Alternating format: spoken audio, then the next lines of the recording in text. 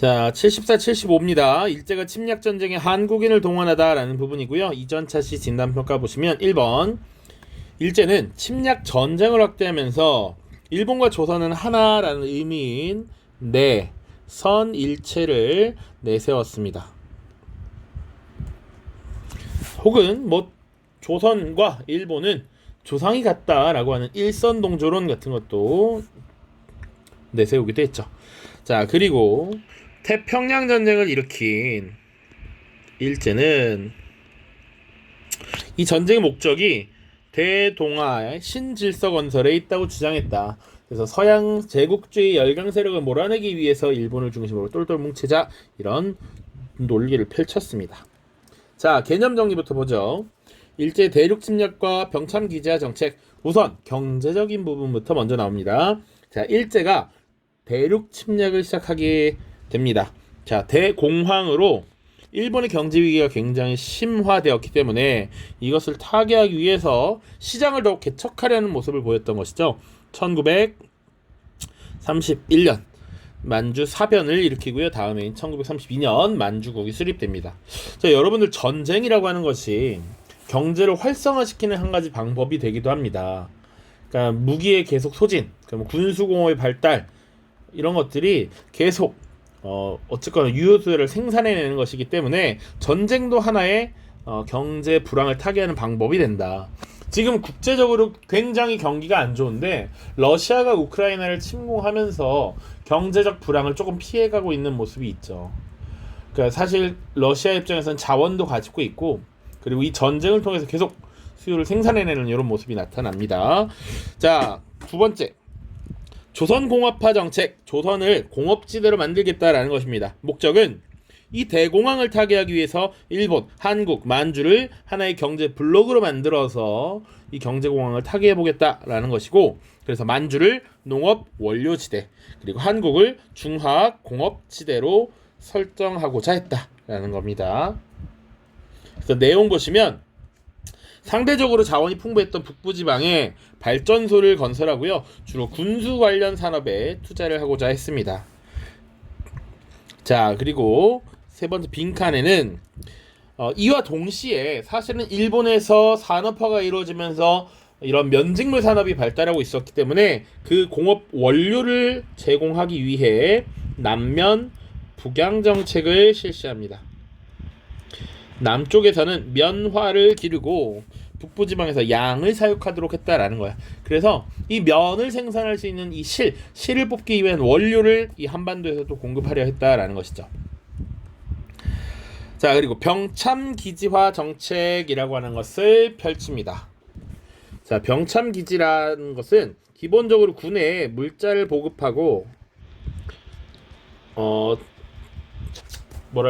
적절한 인원, 물자 이런 것들을 보급하는 보급기지라고 보시면 됩니다.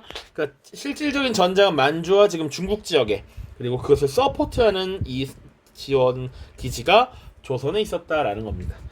자, 일제가 중일전쟁이라고 하는 것을 1937년에 일으키면서 침략전쟁을 확대하게 됩니다. 자, 그래서 물자와 인력 공급 기지가 필요했고요. 그래서 공업 구조 자체가 변화하게 되는 것이죠. 어떻게? 군수 산업을 중심으로 한 중화학 공업이 발달했다. 기본적으로 전쟁 물자를 보급해야 되니까 군수 산업 중심의 중화학 공업이 발달했다. 그러니까 초기에는 원래는 그냥 기본적인 경공업, 그리고 비료 산업 이런 거였다면 이것이 화학 무기 물질적인 변화로 나타나는 것이죠. 자, 이런 과정에서 전쟁을 수행하는 과정에 필요한 모든 물자들을 총동원할 수 있도록 총동원 체제를 마련합니다. 국가 총동원법 제정이라고 되어 있고요. 그 배경은 중일전쟁이라고 하는 전쟁입니다. 1937년 중국이라는 나라가 얼마나 땅덩어리가 넓고 사람이 많아요. 이 중국과 전쟁을 벌인다는 건 사실은 이제 일본이 끝까지 가겠다라는 작정을 하게 된 것이죠. 일본은 나름 계획을 했을 때 중국의 주요 지점을 점 단위로 점령을 해서 빠르게 항복을 받아내려고 했는데, 사실 중국이 점 단위로 점령할 수 있는 국가가 아니었던 것이지. 끊임없이 저항을 한다는 말이죠. 그래서 계속 전쟁이 장기화되고 결국은 식민지 조선의 모든 물자를 총동원하려는 국가 총동원법을 제정해서 한국에 38년 적용하게 되는 것이고요. 인력과 물자 스타일을 굉장히 강화했다라는 겁니다. 자, 첫 번째 인적 스타일 보시면 지원병제, 말 그대로 군대 갈 사람 지원받는다라는 거지. 그걸로 모자라니까 학생들을 지원받았고요. 그래도 안 되니까 전쟁이 진짜 막빠진 1944년이 되면 강제로 징병하는 모습이 나타났다. 그리고 노동령도요. 남성들이 당시 군수공장에 강제로 동원되는 국민징용령이 있었고요. 나중엔 여성들까지도 그렇게 데리고 가는 것이죠. 또 그 외에 젊은 여성들을 일본군 위안부로 강제 동원하면서 사실상 성놀이개로 지금 이용하는 이런 모습들이 있었습니다. 자, 물적 스타일 보시면 중요산업통제법이라는 것을 실시해서 통제경제를 실시했고요. 지하자원을 약탈하고 각종 세금을 새로 만들어서 거두고 위문금품을 모금하고요. 국방 헌금을 강요했습니다. 우리 교과서에서 봤던 것 중에 당시 친일 부호들 중에 뭐 비행기를 헌납한다든지 이런 모습들도 본 적이 있을 겁니다. 자, 그리고 공출제도라는 것을 운영하죠. 강제로 빼앗아 가는 겁니다. 금속, 예를 들면 집에서 사용하는 놋그릇, 교회의 종 이런 것들도 다 총알을 만들 수 있는 금속이다 하면 다 가져갔다. 그리고 군량미로 활용하기 위해서 미국도 스타일했고요. 군량을 확보하기 위해서 기존에 1920년부터 34년까지 시행되었던 산미증식계획 다시 시작하고요. 식량 배급제를 실시하기도 했습니다. 자, 그 다음 이 시기에 그러면 한국인들을 어떻게 통제했는가? 자, 민족 말살 통치를 시행했고요. 배경은 침략전쟁이 확대되었기 때문에 우리 민족성을 빼앗고 똑같은 일본인으로 만들어서 이 전쟁에 참여시키려고 했던 것이다. 목적, 한국인의 민족성 말살, 일본 국왕 숭배사상 주입. 핵심적인 내용이 황국 신민화 정책이야. 누구나 천황폐하의 국가 일본의 신화된 백성이 되도록 하는 것입니다. 그래서 했던 구체적인 내용들이 내선일체를 강조하는 겁니다. 내선일체, 요것은 내지를 의미해. 여기서 말하는 내지란 일본이고요. 일본. 그리고 선은 조선을 말합니다. 그러니까 일본과 조선은 한 몸이다, 하나다라고 했고요. 그리고 황국 신민서사라고 하는 것을 성인도, 아동들도 암송을 해서 이런 국왕숭배사상을 세뇌시키려고 했습니다. 신사참배, 그리고 일본 천황이 있는 궁궐 쪽으로, 궁성 쪽으로 절을 하도록 했고요.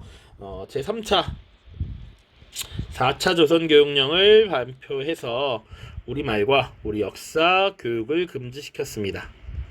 자, 그리고 일본식 성명을 강요했습니다. 이것을 창씨개명이라고 했고요.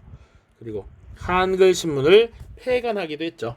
그리고 친일파를 활용해서 침략전쟁에 조선인들이 참여하도록 독려하는 이런 모습들도 있었습니다. 자, 자료학습 보죠. 다음 자료를 보고 국가 총동원체제를 정리해보자. 국가 총동원법이란 모든 인적 물적 자원을 다 가져가는 것을 말한다 라는 거 보시면 돼요.